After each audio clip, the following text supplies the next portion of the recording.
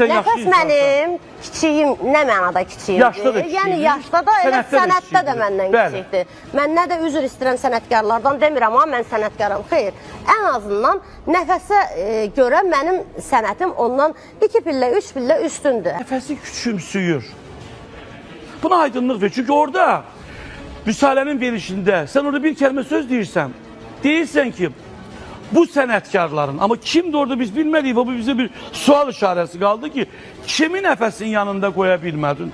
Buna istəyirəm aydınlıq gətirəsən. Mən heç vaxt özünü sübut etmək yox, insanlara maraqlıdır, kim idi orada? Və kim nə dedi, nə düşündü haqqımda onlara da önəmsəməmişəm. Amma sən sual verirsənsə, sənin verilişində açıqlama istəyirsən. Çünki mən dünən xahiş edim səndən ki, o sənətkarlar kim idi o şəkildə?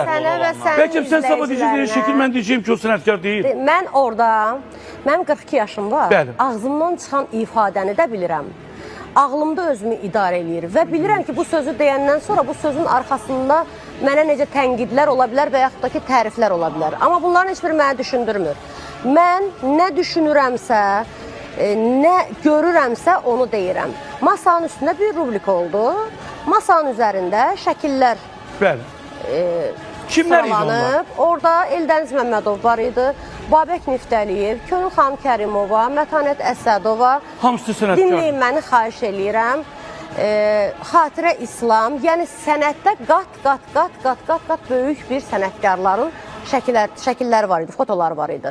Və mənə Risalə xanım sual verir ki, bunların hansı nəfəsdən yaxşı oxuyur? Sizə sual verirəm. Onlar nəfəslə yan-yana qoyulacaq. Yox, mən də deyirəm ki, ən cavanı onların içində adını çəkdiyiniz məni göstərmir. Xatirə İslamdır, onun da sənəti qat-qat. Mən Zeynəbi seçdim, Zeynəbin belə sənəti var. Zeynəb belə onlardan başqa janrdır. Bəli, Zeynəbin sənəti var. Sadəcə Zeynəbi də niyə seçdim? Məcbur idim, mən oradan bir seçim eləməli idim. Onlar rəfiqədirlər, onlar bir yerdə duetlər oxuyublar. Daha çox bir-birlərinə yaxındılar deyə Zeynəbi seçdim ki, Tolik, mənə qulaq asırsan, Zeynəbi seçdim ki, yəni o daha uyğun gələr nəfəslə yaxın olduqları üçün. Amma Zeynəbin də sənəti kiçik deyil. Və mən deməmişəm nəfəs oxuya bilmir. Mən ağzımdan çıxan sözü çox yaxşı bilirəm. Və deməmişəm ki, nəfəs oxuya da bilməz. Demişəm ki, bu sənətkarlardan qat-qat. Bir var ki, bir pillə aşağı oxuyasan, 1000 pillə aşağı oxuyur. Mən dediyim sözü düz demişəm, dediyim sözün də arxasındayım. Amma sənin nəfəslə bir küsürlüyün var mı? Heç vaxt olmuyor. Bəs niyə orada ki, nəfəs keçmişin unudub? Deyəcəm. Bəli. Mən onu nəyə görə dedim, o ifadəni? Mən həmişə kasıba yetimə yaxşılıq eləyən, Allah rizası üçün, Allahın verdiyi ruzudan vasitəçi olub çörək verən adamam. Mən heç vaxt kimsənin keçmişi ilə yargılamamışam. Mən də kasıbçılıqla gəlmişəm. Özdə birinci deyirəm ki, mən satıcı olmuşam, keçmişimdən fəxr eləyirəm. Saç ustası olmuşam. Nə olar? Hər bir ifaçı yetimçiliyindən, ya kasıblığından, hər hansı bir təbəqədən gəlib çıxıb da hansısa bir yerə. Bəli. Bir konsertdə onun mühafizəçi oğlan... Mən də onu qınadım, mən təsirlə qınadım. O uşağı itələdiyi üçün, baxın, biz bu millətdən qazanırıq. Əziyyət çəksək də. Millət, cəmaat əgər istəsə, məni yox, əlini çağırar, vəlini çağırar. Əgər o məni məsləhət bilibsə, toyuna çağırıbsa, sabah mən əlbəttə ki, millətimin balası tərəfini tutmalıyam. Nəfəs də mənimdir ya. Nəfəs təzə ifa eləməyə başlayanda nəfəsi daşqalaq eləyənlərin qabağına mən çıxmışam. Özü bildiyini bilirmi, bilmirmi, amma mən nəfəsi... Bəlkə ona görə sənə cavab verməli ki, bilir ki, sən yaxşı insansan. Nəfəs mənim kiçiyim, nə mənada kiçiyimdir? Yaşda da kiçiyimdir. Yəni yaşda da, elə sənətdə də məndən kiçikdir. Mən nə də üzr istəyirəm sənətkarlardan demirəm, amma mən sənətkaram. Xeyr, ən azından nəfəsə görə mənim sənətim ondan 2 pillə, 3 pillə üstündür. Hər hansısa bir, yəni... İstər bu klassikada, istər bu retro mahnılarda, istər xalq mahnılarda, istər toy idarə etmədə. Amma yenə də deyirəm, mən sənətkar sözünü heç vaxt bir efirdə deməmişəm. Demişəm, amma yeri gəlsə mikrofonu vermişəm mənə, canlı oxumuşam. Bəli. Paylaşılmayıb. Niyə? Çünki oxuya bilmişəm. Mən orada xaric oxusaydım, oxuya bilməsəydim, hamı paylaşacaqdı. Hətta mən Vüsalə xanımın verilişində Pünhan, Ülviyə, mən, onlar muğam oxuyurdular. Bir ağızda muğam dedim. Könül xanım Kərimovanın ana haqqında çox dinləmişdim. İndi Allah rəhmət eləsin, bir sənətkarın tələbəsi olmuşam. Ən azından bir balaca anlayışım var. Üzr istəyərək sənətkarlardan oxumuşam. Ha, mən muğam ifaçısı deyiləm. Nəfəslə nə işim var? Nəfəslə mənim heç bir intriqam yoxdur. Pirojdan satmaq, yəni şirniyyat Deyim, pişirib satırdı bunu. Qoy deyim. Onu çox istəmirəm. Belə şirniyyat satmaq eyib deyil. Bəli. Mən buradan öpürəm şirniyyat satan anaların əllərindən. Hə, can, başına dönərəm. Mənim xahiş edirəm saytlardan. Bax, 170 səhifə vurmuşam, bağlamışam. Neçəsi 170 səhifə.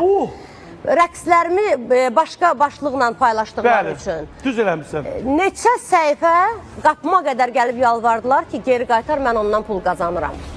Baxın, mən dediyim sözü bir də verilişə baxmadan, məsələn, başlıq paylaşır ki, Müşabə Musayeva nəfəsə dedi ki, sən şirniyyat satmısan, keçmişini unutma. Bu başlıqla əlbəttə ondan xəbəri, verilişdən xəbəri olmayan tamaşaçı buna qıcıq olacaq. Amma insafınız olsun, girin bir verilişə baxın, mən niyə, nəyi, nə üçün demişəm. Mən demişəm ki, mən də satıcı işləmişəm. Sən də salonda gəlib mənə yaxınlaşmısan ki, şirniyyat gətirirdin ora. Sən də gəlib yaxınlaşmısan ki, Nüşabə xanım, mən ifaçı olmaq istəyirəm, mənə dəstək ol, kömək ol. Hətta mənə elə gəlir ki, mən ona mahnı dəftəri belə vermişəm. Demişəm ki, baş üstə, sənə nə vaxt lazımdır, gəl toy mahnıları da öyrədim, bəstəkarım, yəni bildiyim, özüm nə bilirəmsə onu, mən ona yox deməmişəm, ilk dəfə səhnələrə çıxanda onu vurmaq istəyənlərin qarşısına çıxmışam, öz Hollywoodda böyük ad gün elədim özümə. Bəli, mən də oradaydım. Orada bir çox tanınmış, hətta sənətkarlar da var idi. Mən ilk sözü nəfəsə verdim ki, o qız təzə ifaçıdır, yeni ifaçıdır, qoy onu hamı görsün, hamı tanısın, haqsızamsa nəfəs çıxsın, danışsın. Nəfəs əgər bugün mənə kiçiklik elədi, cavab vermədisə, mən onu alqışlayıram və o bilir ki, mən onu pis mənada deməmişəm, həqiqətən də. Mən onun xətrini çox istəyirəm. Yetimçiliklə böyüyən qızdır, 2 uşaq böyüdür, mənim ona nə işim var? Mən demişəm, böyük, kiçik yeri bilin. Manaf Ağayevlə onun danışıq tərzi xoşuma gəlmədi. Mənim də bir ondan yaşda böyük kimi söz demək ixtiyarım var da. Hamısın var, o yaşa baxmır. Sabah nəfəs də özündən kiçiklərə deyər. Bizim də böyüklərimiz bizə deyib, yanlışlarımızı yol göstərib. Demişəm ki, danışıq tərzini əvvəl təzə gələndə yaxşı idi, amma sonra danışıq böyüklə, kiçiklə danışıq tərzi dəyişib. İnsanlara qarşı, mən demirəm nəfəs eləyib ya da nəfəs öyrədib o mühafizəçini, amma ən azından mənim mühafizəçim, mən istəmədən heç bir tamaşaçını səhnədən qova itələyə bilməz. İtələyib onu səhnəyə və mən bildiyimə görə bunu nəfəsin PR menecer eləyib çəkib ki, sosial şəbəkələrə konsertin belə PR-ı geçsin. Mən sonradan bildim ki, bu PR üçün olub, amma bu PR üçün də olsa nəfəsə mənfi. Görüşüb o oğlanla. Bəli, görüşüb. Mən, məsələn, bu sferadayam, mən belə qıcıq oldum, tamaşaçı necə qıcıq olmasın. Amma mən onun keçmişində sən belə olmuşsan, onun başına qalxınca eləmək kimi mən elə nadan insan deyiləm. Məni xahiş edirəm saytlardan, dırnaqarası aparıcılar və jurnalistlərdən pis təqdim etməyin. Zaten məni sevən kütlə məni yaxşı tanıyır. Amma bilməyən insanlar, əxlaqından xəbərim olmayan insanlar, nə bilim, ağızlarına gəlib, təhqirlər yazırlar. Tamam, sizi özünüzə, Allahınıza buraxıram. Bir jurnalist də məni nəfəslə yan-yana qoyub müqayisə eləyir, deyir ki, sən nəfəs üçün demirsən ki, şirniyyat satırsan, sənin də keçmişin budur. Məni bir rəqs müəllimi Etibar Quliyev, salamlayıram, onun da ailəsində 40 ildə adam rəqqasdır, heç kəs onu tanımadı. Bir dənə mənim o qırmızı paltarda rəqs elədi, mən onların evində qonaq edim. Ondan adam tanındı. Hətta dedilər ki, bir nazir müavinidir kimi qələmə verdilər. Amma yalan imiş, elə deyil. Əlbəttə ki, rəqqasdır Etibar Quliyev, yazın çıxacaq. Biz ondan bir məşq elədik. Dünya səhnələrində necə məşqlər olur, necə rəqslər olur, bütün dünya rəqs eləyir. Məni güya ki, mən gizli bir iş görmüşəm, məni ifşa eləyiblər. Sənin də keçmişin rəqqasə olub da bu oyundan. O rəqs eləyən mənəm. Mənim keçmişim rəqqasəlik olmayıb, mən rəqslərlə pul qazanmıram. Mən bugün də rəqs eləyirəm, rəqs mənim bugünümdür, sabahımdır. O mənə motivasiya verir. Mən rəqslə yaşayıram. Mənim yaşadığım ağrı, acılı, faciəli həyat hekayəsini kim yaşasa, and olsun Allah, yanarkaman olar. ya qatil olar, ya psikopat olar, ya yəni bütün pis nə varsa o insanda olar. Əgər bugünkü gündə mən 15 yaşımdan atasız, anasız, kimsəsiz, başsız, yəsiz, heç kimsəsiz, tək başına, ayaq üstə, sağlam şəkildə, həm də 2 dənə qız uşağı böyüdərək sağlam şəkildə gəlib bu yerə çıxmışamsa, deməli mənim ağlım özümü idarə eləyir. Mən nəyi niyə dediyimi də çox yaxşı bilirəm. Rəqs eləyirəm, yaxşı eləyirəm, ürəyim belə istəyir. Həmişə demişəm, deyəcəm. Mən əgər hardasa nəsə ifadə işlədim, söz deyirəm, düz deyirəm, hər kəlməmin arxasındayam.